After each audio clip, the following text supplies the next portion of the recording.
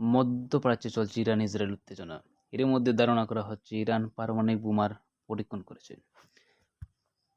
গত ৫ অক্টোবর ইরানের সেমনান প্রদেশের আরদানে ৪.৬ মাত্রার ভূমিকম্প রেকর্ড করা হয়।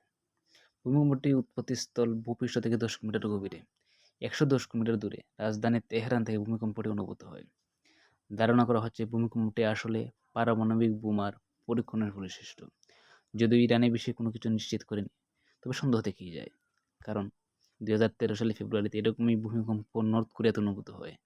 পরে জানা যায় এটি আসলে পারমাণবিক বোমার পরীক্ষণ ছিল। ইরান আসলে পারমাণবিক বোমা থেকে খুব একটা বেশি দূরে নেই। গত ১ অক্টোবর হেরিটেজ ফাউন্ডেশন থেকে বলা হয়, ইরান প্রত্যাশার থেকেও দ্রুত সময়ে পারমাণবিক বোমা বানাতে পারে। US secretary of state Blinken গত ১৯শে জুলাই বলেন যে ইরান ২-১ সপ্তাহের মধ্যেই পারমাণবিক বোমার জন্য পর্যাপ্ত ম্যাটেরিয়াল উৎপাদন করে ফেলবে।